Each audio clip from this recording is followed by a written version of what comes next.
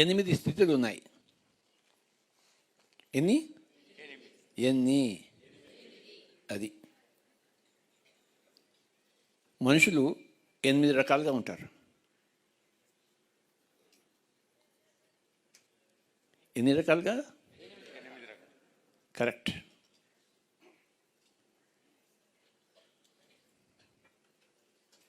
First మూలాధారం.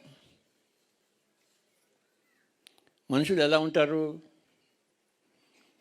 తిండి కోసం బతుకుతారు, బతకడం కోసం తింటారు. నేను బతుకుతే చాలు, బతికితే బలుసాకు తినచ్చు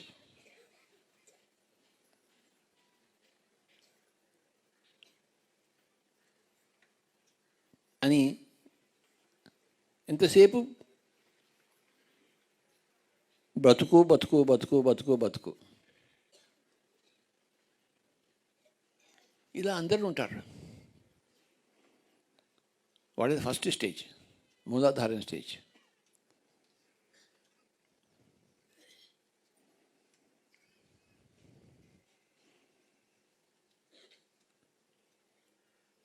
జీవితం అంతా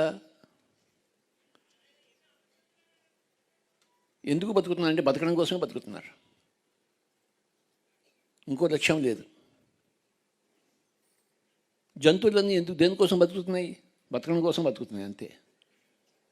పొద్దున్నే వేటాడతాయి, తింటాయి, పడుకుంటాయి. మళ్ళీ పొద్దున్న చేస్తే మళ్ళీ వేటాడతాయి, మళ్ళీ పడుకుంటాయి. అలాగే ఉంటారు మనుషులు. ఇది ఫస్ట్ స్టేజ్ మనుషులు. అంటే జంతువులకి వాళ్ళకి తేడా లేదు. అవి చతుర్పాద పశువులు అయితే వీళ్ళు ద్విపాద పశువులు. ఎప్పుడు గడ్డి మేస్తూనే ఉంటారు, అమ్ము తింటూనే ఉంటారు, పడుకుంటూ ఉంటారు. ఇంకొక ఆలోచన లేదు. అది దాటిన తర్వాత రెండవ స్టేజ్ వస్తుంది. రెండవ స్టేజ్ ఏమొస్తుందంటే స్వాధిష్టాన స్టేజ్. స్వ అధిష్టానం. నేను గొప్పవాణ్ణి, నేను ఊరికి సర్పంచ్ కావాలి, నేను ఎమ్మెల్యే కావాలి,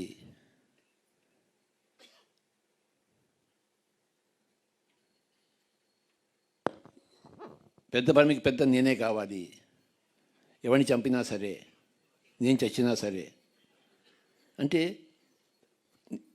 నేను చచ్చినా సరే పర్వాలేదు, కానీ నేను ఊరికి పెద్ద కావాలి. అంటే బతుకు మీద ఆశ లేదు, ఆ పెద్దరికం మీద ఆశ. పెద్ద పరిమి కదా, పెద్దరికం కావాలి. ఇప్పుడు లేదు లేవా? చంపడానికైనా రెడీ, చంపించుకోవడానికైనా రెడీ. మొట్టమొదటి స్టేజ్ వాడు చంపడానికి రెడీ కాదు, చంపడానికి రెడీ కానీ చంపించుకోవడానికి రెడీ కాదు వాడు. వీడు రెండింటికి రెడీ. స్వాధిష్టానం, నా పొగరు,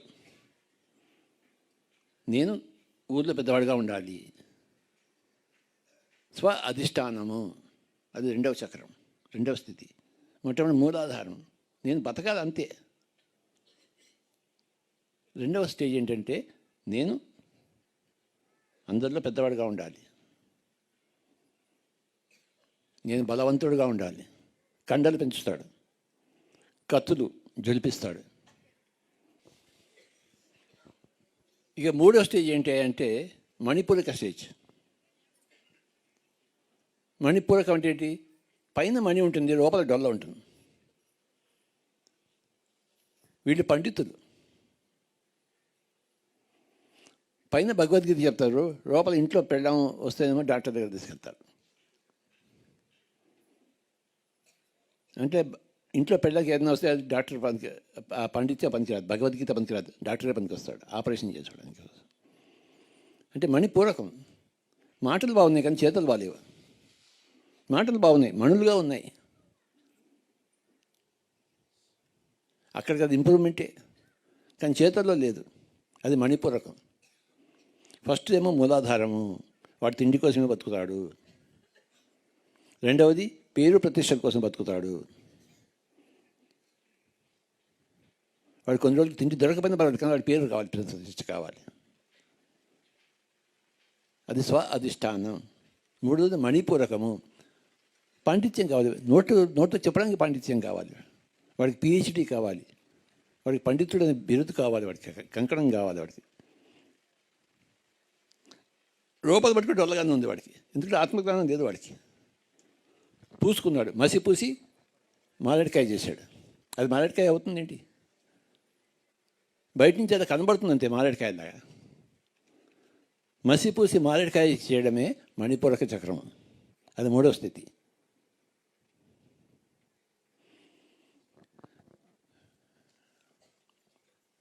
ఎన్ని రోజులు మసిపూసి మారేడుకాయ చేస్తాడు చెప్పండి?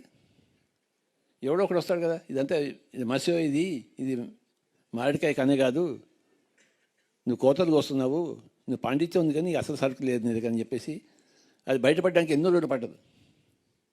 అప్పుడు ఏమవుతుందంటే వాడు ఏడుస్తూ బతుకుతాడు. నిజమే, నేను ఊరికి షో ఆఫ్ చేశాను. అది ఏడుస్తుంటప్పుడు ఆ 4వ స్టేజ్కి వస్తాడు అనమాట. అంటే ఇంకా మాట్లాడడం మానేస్తాడు. ఆ మణితో చక్కగా మాట్లాడడం మానేసి నేను జీవించాలి, బాగా సత్యం తెలుసుకోవాలని చేస్తాడు. అది అనాహత చక్రం. అంటే బయట సైలెంట్ అయిపోతాడు వాడు. ఇంకా అప్పటిదాకా మణిలాగా మాట్లాడాడు. తర్వాత ఏం చేస్తాడు వాడు? నా దగ్గర ఇంకేం లేదయ్యా, నా ఉన్న సరుకు అంతా అది అరువు తెచ్చుకున్న సరుకు, నా అసలు సరుకు నాది కాదు, నేను గమ్మున కూర్చున్నాను, నేను వేరే మార్గం వెళ్తున్నాను అంటే అది మణిపూరకం. మణిపూరకం నుంచి అనాహతంగా రావడం. ఫస్ట్ స్టేజ్ ఏం చెప్పండి? Second stage, third stage, fourth stage అనాహతము. అనాహతం, ఆహతం అంటే దీన్ని ఆహతం అంటారు, ఒక దెబ్బని. అనాహతం అంటే దెబ్బ లేదు, మాట్లాడడం ఒక దెబ్బ. నాలుకతో ఒక దెబ్బ కొడితే కదా మాటలు వచ్చింది.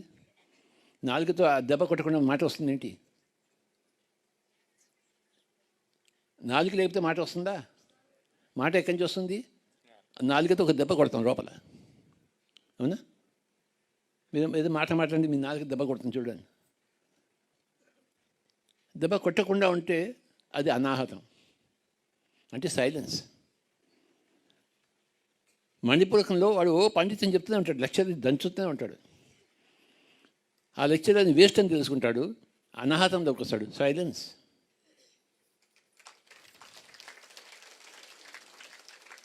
నా దగ్గర సరుకు లేదోయ్, నా నాలిక బందోయ్, ఇప్పటిదాకా నన్ను నేను తెలుసుకోలేదోయ్,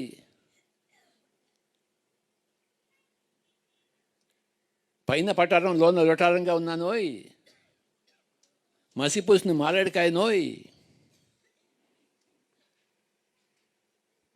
ఆ విధంగా నా జీవితం తగలబడింది రోయ్.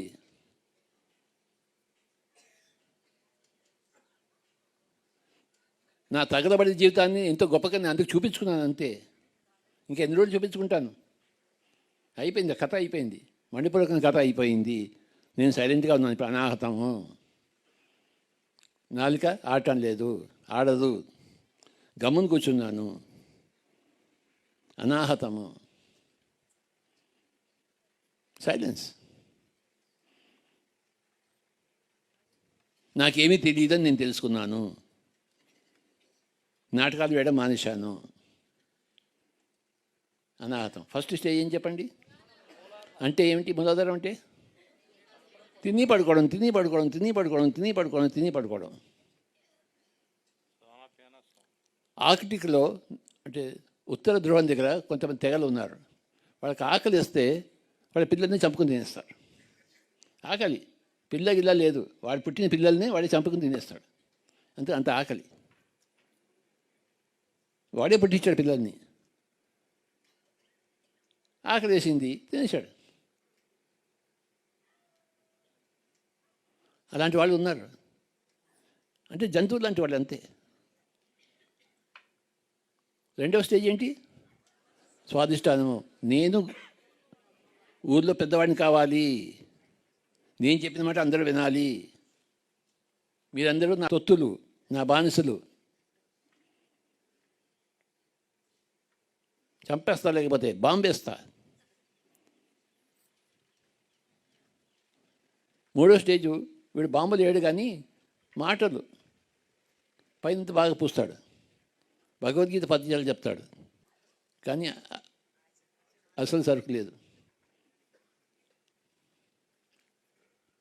పైకి పండితుడికి చలామణి అవుతాడు.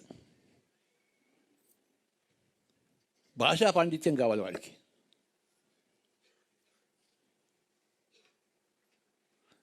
వాక్ చాతుర్యం కావాలి.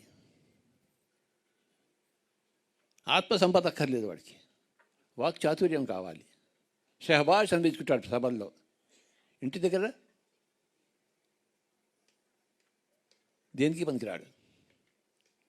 మణిపూరకం తర్వాత తెలుసుకుంటాడు. కొన్ని జన్మలు మూలాధారంలో జరిగిపోతాయి, కొన్ని జన్మలు స్వాదిష్టానంలో జరిగిపోతాయి, కొన్ని జన్మలు మణిపూరకంలో, కొన్ని జన్మలు అనాహతం చెప్పారు. అనాహతం సైలెన్స్. నాయన నన్ను నేను తెలుసుకున్నాను. ఏం తెలుసుకున్నా అంటే నాకేమీ తెలియదని నేను తెలుసుకున్నాను.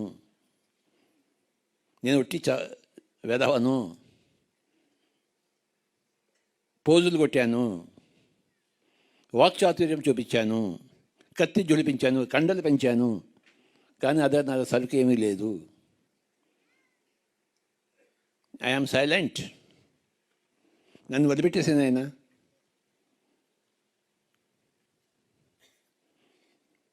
నేను అనాహతంలో ఉన్నా, వాడు అనాహతంలో ఉన్నాడు. ఆ తర్వాత ఏమవుతుందంటే నెక్స్ట్ స్టేజ్ విశుద్ధలోకి వస్తాడు. ఎన్నో స్టేజ్ విశుద్ధది? First stage, second stage, third stage, fourth stage, fifth stage విశుద్ధ. విశేషమైన శుద్ధము విశుద్ధ.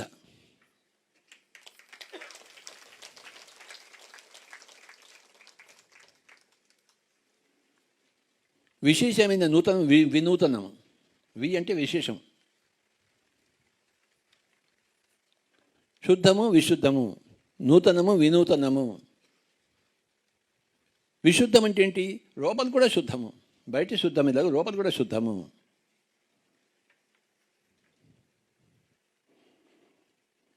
వాడు సాధన మొదలుపెట్టాడు, ధ్యాన సాధన మొదలుపెట్టాడు. నోడు సైలెన్స్ అయిపోయిన తర్వాత ధ్యాన సాధన మొదలవుతుంది. అనాహతంలో వాడు ముని అయ్యాడు. మౌనం, నా దగ్గర ఏం లేదోయ్, నేను గమనున్నానోయ్. అంతకుముందు మణిపూరకంలో వాచాలత్వం ఉంది. నోరు ఎంతసేపు ఊగుతూ ఉండేది, వాచాలత్వం. అనాహతంలో నోరు మూసుకున్నాడు. విశుద్ధంలో ధ్యానం మొదలుపెట్టాడు వాడు. ఎన్నో జన్మల కుసంస్కారాలన్నీ పోగొట్టుకుంటున్నాడు, శుద్ధమవుతున్నాడు. బయట నుంచి శుద్ధం కాదు, లోపల నుంచి శుద్ధమవుతున్నాడు. ధ్యానంలో వచ్చినవాడు లోపల నుంచి శుద్ధమవుతాడు.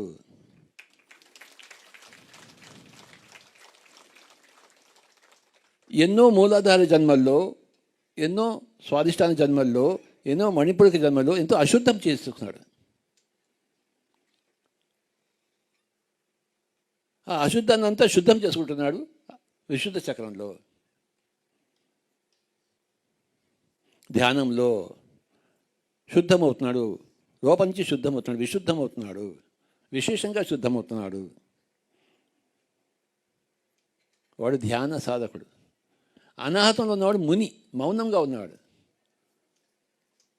విశుద్ధంలో ఉన్నవాడు యోగి, ధ్యాన యోగి. నా ముందుకు వచ్చిన ధ్యాన యోగులందరికీ నా యొక్క నమస్కారాలు.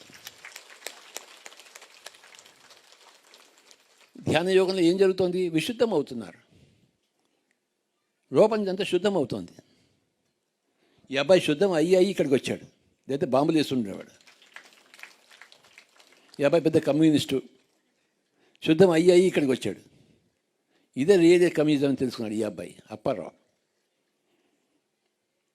ఎలా అయ్యారు ఇద్దరు శుద్ధము విశుద్ధం? ఎలా అయ్యారు? ధ్యాన సాధన వల్ల. 5వ స్టేజ్.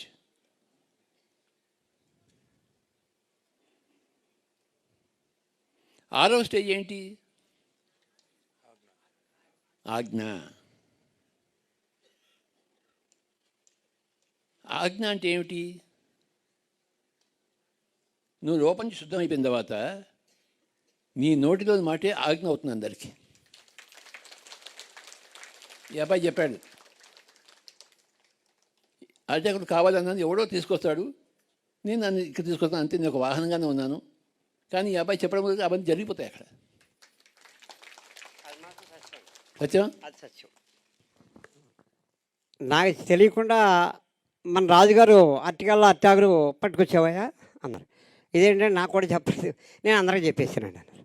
మీరు అందరికీ చెప్పేట ఏంటండి, గురువుగారు చెప్పారా? గురువుగారు కూడా చెప్పాను, పర్వాలేదు, గురువుగారు నాకు చెప్పాలి, అప్పుడు నేను రెడీగా ఉంటాను. గుడి వాళ్ళకి వెళ్ళాం, సార్ పిలిచారు, అయ్యా రాజుగారు ఏదో కోరుతున్నారండి, నేను ఖాళీ జీబులతో ఉంటాను, నా దగ్గర నేను నిమిత్తం. సార్ ఇలా చూశారు, అన్నారు. అయ్యా మీకు గ్రాంట్ అయిందండి, పర్వాలేదు, మీకు ఎంతమంది ఉన్నా పర్వాలేదు అని చెప్పానండి. అది సార్.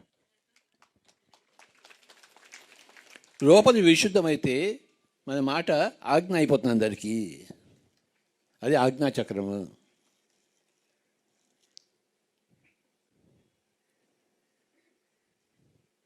ఆరవ స్థితి అది.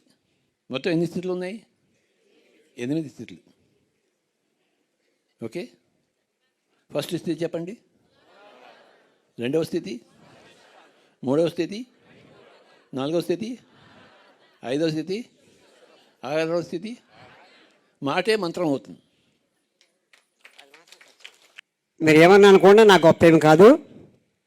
సందర్భాన్ని బట్టి ఎవరైనా ఏదైనా అడిగితే జరుగుద్ది ఎలవయ్యా, ఓ పెద్ద 600 కిలో కళ్ళు మూసి కూర్చో జరుగుద్ది అన్న కేసులు కొన్ని వందల వేల లక్షలు ఉన్నాయండి ఈ భూమి మీద. ఇది సత్యం సార్, ఇది మహాసత్యం, ఇది మహాసత్యం. నువ్వు లోపల విశుద్ధం అయితే నీ నోట్లో చూసే మాట ఆజ్ఞ అయిపోతుంది. నువ్వు మణిపూరకంలో ఉండి నువ్వు ఎన్ని మాట్లాడినా ఏది ఆజ్ఞ కాదు, అన్ని నీటిలో గీతలే. అవి నిలుస్తాయంటే నీటిలో గీతలు.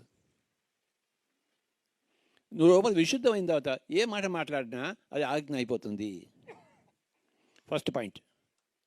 సెకండ్ పాయింట్ ఏంటంటే దాన్ని సుదర్శన చక్రం అని కూడా అంటారు. 6వ చక్రాన్ని ఏమంటారు? సుదర్శన చక్రము. ఇక్కడి నుంచి మీకు అన్ని కనపడతాయి. ఇక్కడి నుంచి కనపడతాయి అందరికీ, కానీ ఇక్కడి నుంచి కనపడడం మొదలుపడుతుంది. ఇది మూడవ కన్ను స్థానము. ఇక్కడి నుంచి అన్ని కనపడతాయి. 6వ స్థితి సుదర్శన చక్రస్థం. ఇక్కడి నుంచి జన్మలు కనబడతాయి.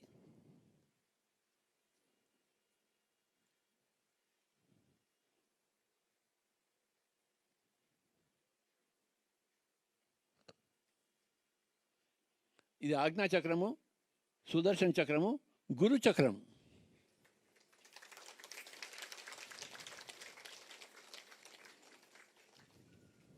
మూడు పేర్లు ఉన్నాయి దానికి. ఎన్ని ఉన్నాయి పేర్లు? ఏమిటవి?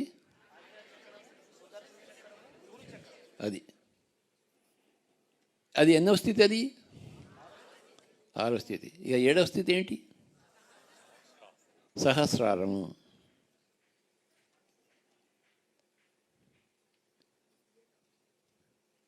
ఏడవ స్థితి ఎలా ఉంటుంది?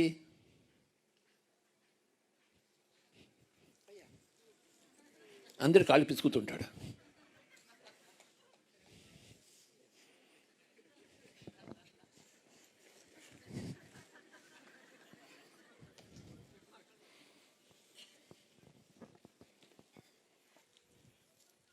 సేవ చేస్తుంటాడు అందరికీ.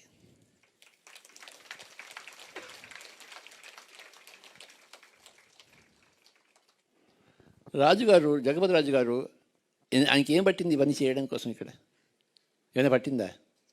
కానీ ఆయనకి పట్టింది. ఎందుకంటే ఆయన సహస్ర చక్రంలో ఉన్నాడు. ఈయన పెద్ద పిరమిడ్ ఎందుకు కట్టించాడు? సేవ చేశాడు అందరికీ. అరిటాకులు అన్నీ మోసుకొచ్చి వెస్ట్ గోదావరి నుంచి ఇక్కడికి ఎందుకు తీసుకొచ్చాడు? సేవ చేశాడు. సేవలో నిమగ్నమైన వాడు సహస్రారంలో ఉన్నవాడు. 7వ స్థితి. ఫస్ట్ స్థితి ఏం చేస్తుంటాడు వాడు? తిని తొంగుంటాడు. తొంగుని లేచి మళ్ళీ ఏం చేస్తాడు? తిని మళ్ళీ ఏం చేస్తాడు? రెండవ స్టేజ్ స్వాధిష్టానం ఏం చేస్తుంటాడు? నేను గొప్ప,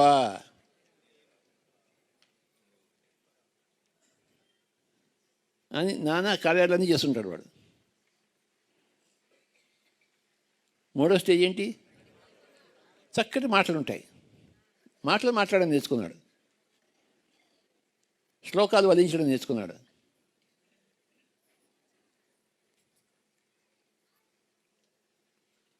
కానీ పైన పటారం, లోన లొటారం. నాలుగో స్థితి ఏంటి? అనాథం, సైలెన్స్. నేను నోరిప్పితే నా పటారంతా బయటపడుతుంది. నేను నోరిప్పని రావా? ఇన్ని జన్మది నోరిప్పి నానా చండాలం చేసుకున్నాను నా కంపెనీ. నేను ఇప్పుడు నోరిప్పను, సౌండ్ లేదు.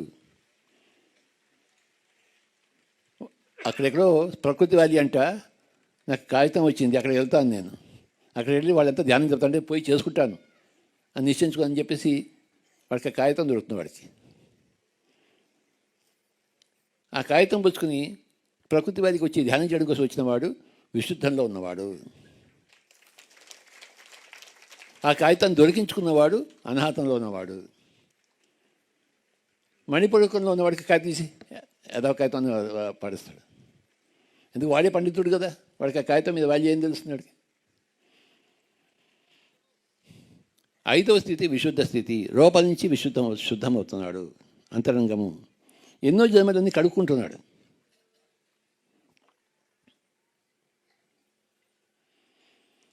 ఆరవ స్థితి సుదర్శన స్థితి, మూడవ కన్ను స్థితి. ఈ రెండు కళ్ళు మూసుకున్నాడు, ఈ కంటితో చూస్తున్నాడు. ఎంత గొప్ప స్థితి అది!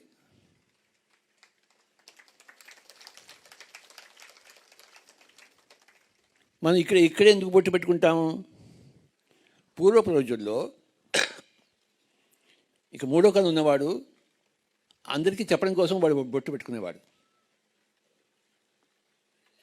ఆ బొట్టును చూసి, స్వామి మీకు మూడో కన్ను మాకు చెప్పండి అని చెప్పి చెప్పేవాడు. ఇప్పుడు అందరూ బొట్లు పెట్టుకుంటున్నారు.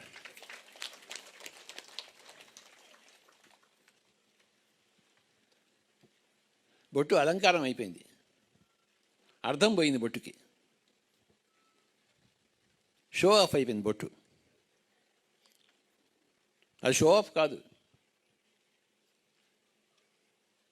ఏడవ స్థితి ఏంటి?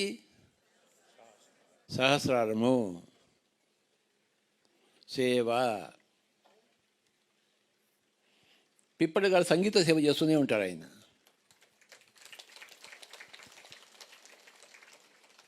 ఎవరికి ఏ విద్య ఉందో, ఏ కళ ఉందో, ఏ స్తోమత ఉందో, ఏ అర్హత ఉందో దాంతో సేవ చేస్తారు. నా చేతులు బాగున్నాయి, నేనేం చేస్తాను? సేవ చేస్తాను. నా చేతులు బాగాలేకపోతే చేయలేనయ్యా బాబు, అప్రా.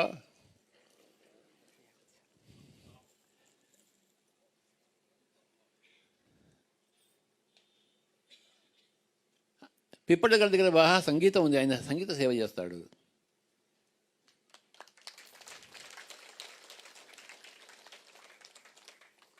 తూర్పు గోదావరి దగ్గర అరటి చెట్లు ఉన్నాయి, అరటి ఆకులు ఇస్తారు వాళ్ళు. ఎందుకు? బోల్డ్ అని అరటి చెట్లు ఉన్నాయి.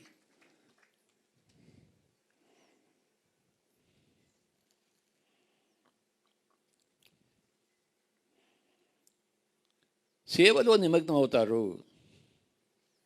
అది ఎన్నో స్టేజు? ఏడో స్టేజ్. 7 స్టేజ్లు అయిపోయింది, ఇంకెన్నో స్టేజ్లు ఉన్నాయి?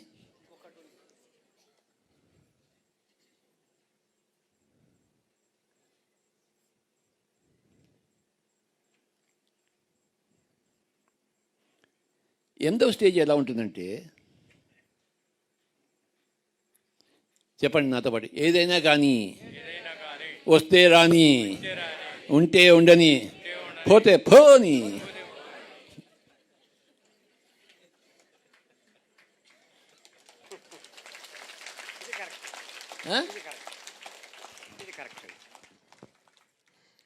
దీనికి ఉదాహరణ ఏమిటంటే, ప్రపంచ గోబుల్ అవార్డు ఇచ్చారంటే ప్రపంచం అంతా తలకిందులయ్యింది.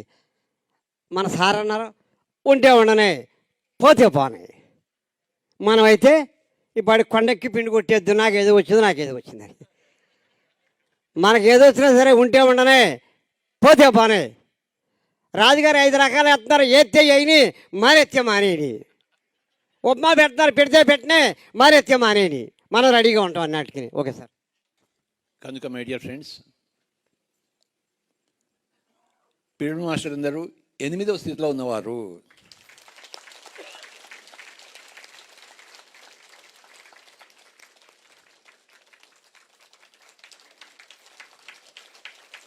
నా ముందు కూర్చున్న వాళ్ళందరూ 8వ స్థితిలో ఉన్నవారు. ఏ గూటి పక్షులు? ఇది ఏ గూడు? ఇది 8వ గూడు.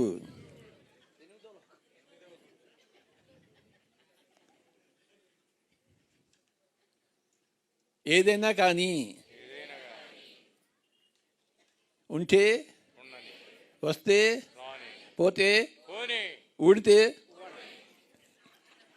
ముఖాముఖి చాలా హిట్ అయిన ప్రోగ్రామ్ సార్. పత్రిజీ నాతో ఒకసారి అన్నారు, నువ్వు కనబడితే నాకు కాన్సెప్ట్లు వస్తాయి అని.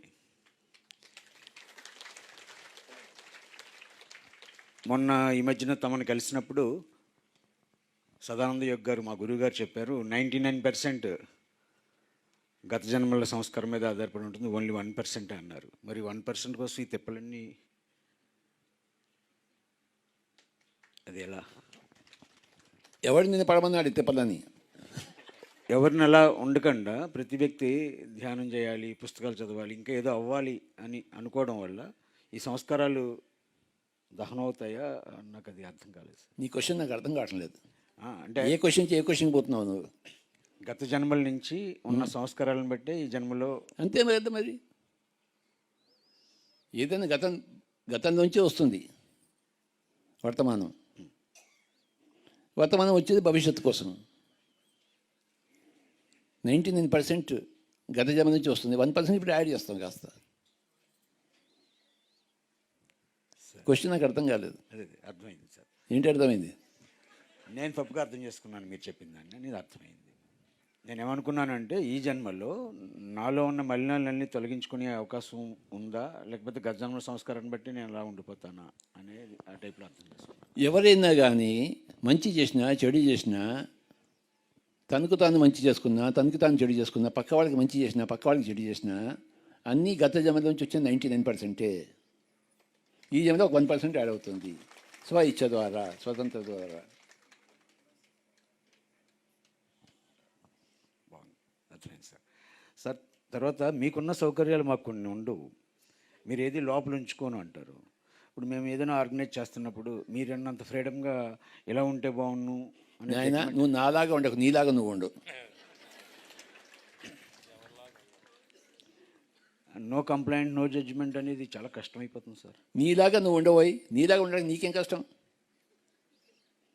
నువ్వు నాలాగా ఉండమాక. నేను చేసింది చేయకు, నేను చెప్పింది చేయి.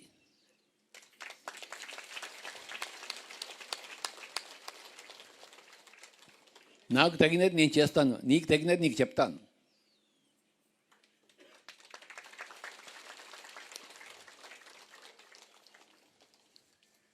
నీ స్వధర్మం ప్రకారం నీకేది అనిపిస్తుందో నువ్వు చెయ్యి. నా స్వధర్మం ప్రకారం నాకేది అనిపిస్తుందో నేను చేస్తాను. నా బట్టి నేను, కానీ నా బట్టి నువ్వు కాదు, నీ బట్టి నేను కాదు, ఎవరి బట్టి వాళ్ళే.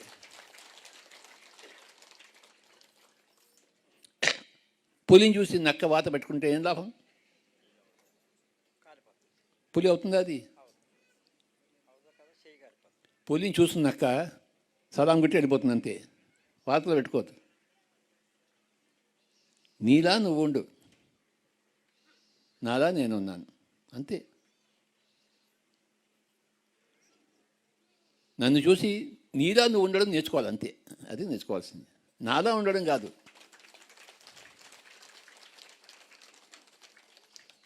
అయ్యా నాలా నేను ఉండడానికి అసలు నేనేంటో నాకు తెలియనప్పుడు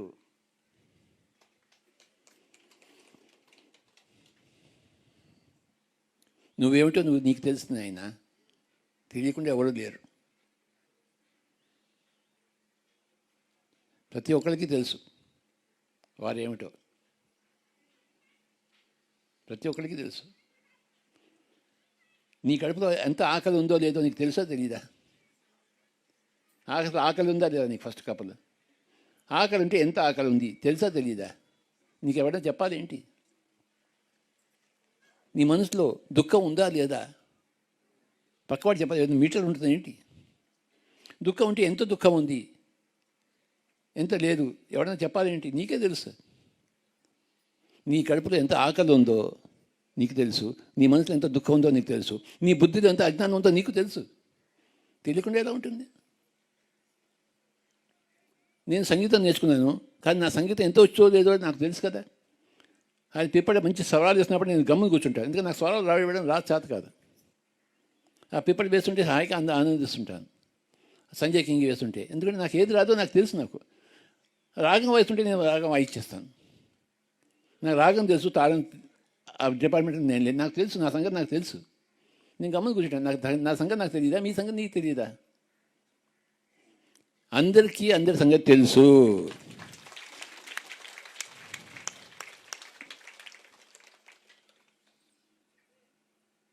నువ్వు తెలిసిందని నువ్వు ఆచరించాలి అంతే.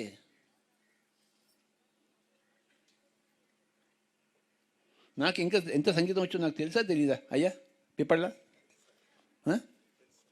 నేనేం హరిప్రసాద్ చౌరాసియానా? నా బొంద.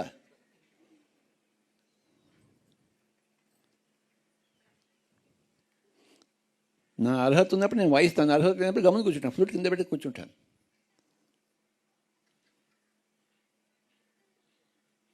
అది నాకేమో తక్కువతనం ఏం కాదు, నాకు ఇంత వచ్చు అంతే. అది తక్కువ ఎందుకు అవుతుంది?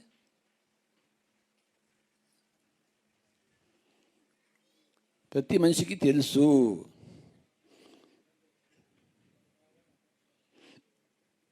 ఆ పొట్టలో ఎంత ఆకలి ఉందో తెలుసు, ఆ మనసులో ఎంత దుఃఖం ఉందో తెలుసు, ఆ బుద్ధిలో ఎంత జ్ఞానం అంత అజ్ఞానం ఉందో తెలుసు, ఆ ఆత్మలో ఎంత ఆనందం ఉందో లేదో తెలుసు.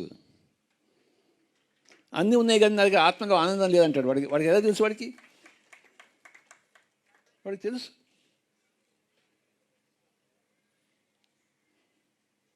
మనకు తెలిసింది మనం ఆచరించాలి మన జీవితంలో. పక్క వాళ్ళ కోసం కాదు, మన కోసం.